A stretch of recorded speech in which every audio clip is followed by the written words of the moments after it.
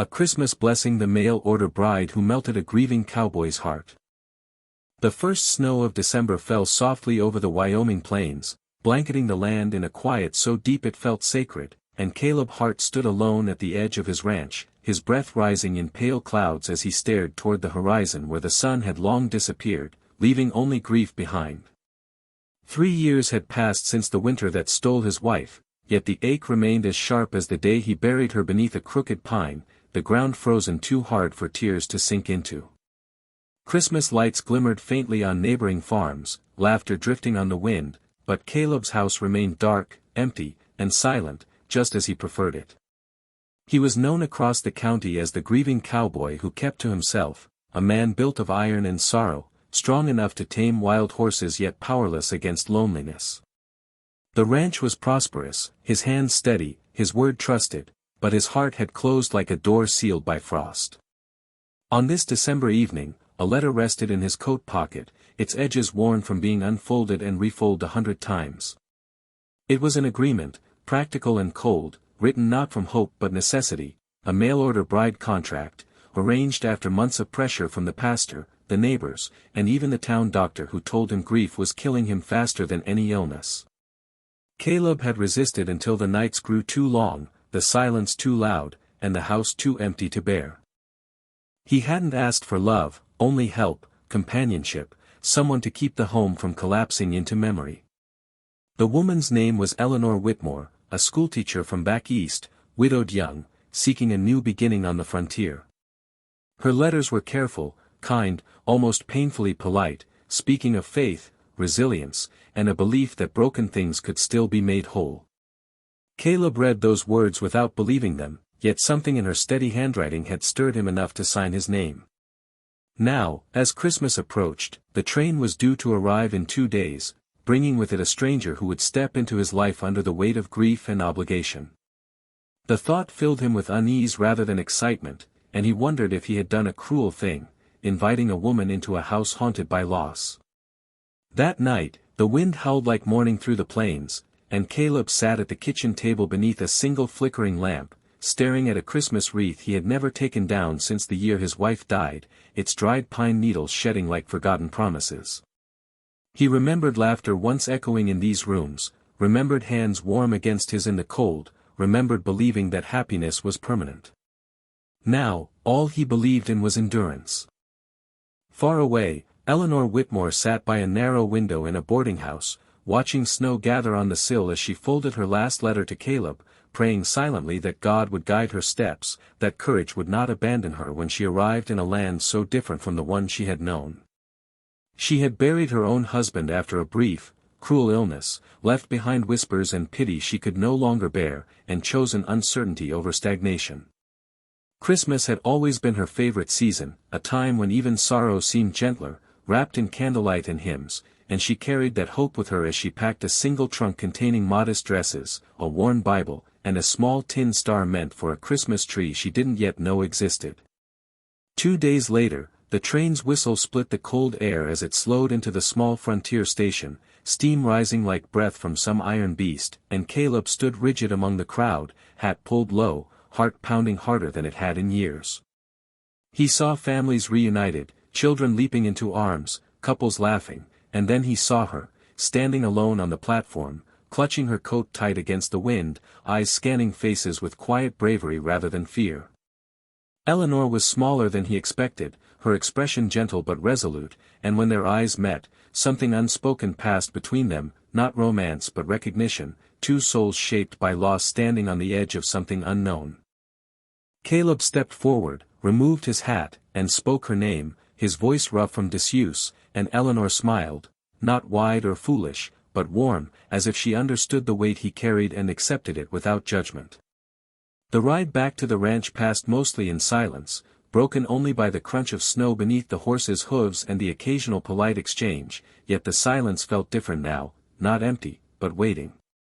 When they reached the house, Eleanor paused in the doorway, sensing the sorrow lingering in the walls, and instead of recoiling, she whispered a quiet prayer, asking God to bless this home and everyone in it, past and present.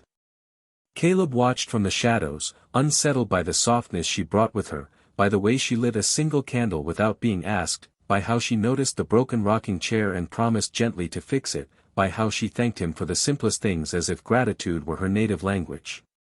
That night, as snow fell heavier outside, Eleanor unpacked her small tin star and placed it carefully on the mantel, saying Christmas should never pass without light, even in a grieving house, and Caleb felt something shift inside him, something long frozen cracking just enough to ache. He retreated to the barn later, leaning against a stall, listening to the animals breathe, wondering why her presence unsettled him more than loneliness ever had, why hope felt more frightening than despair. Yet somewhere deep beneath the grief, a question stirred, one he hadn't dared ask in years: what if healing was possible?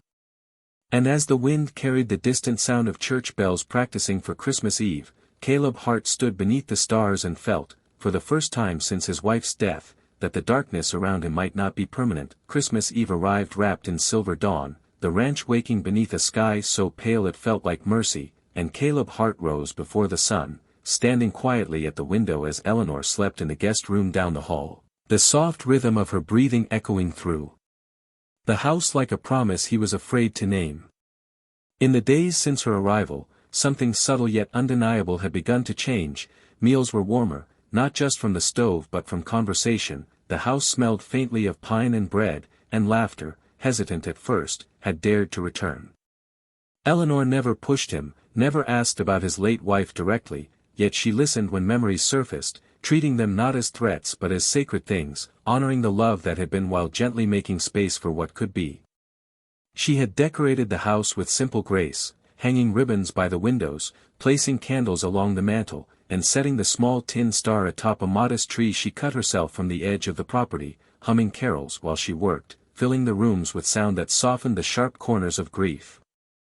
Caleb watched all this from a distance, unsettled by how quickly she had become part of the rhythm of his days, unsettled even more by how desperately he didn't want her to leave.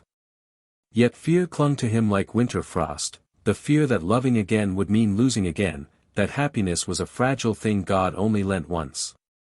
That morning, Eleanor asked if they might attend Christmas Eve service together, not as obligation but as gratitude, and though his first instinct was to refuse, Caleb found himself nodding, surprised by his own answer.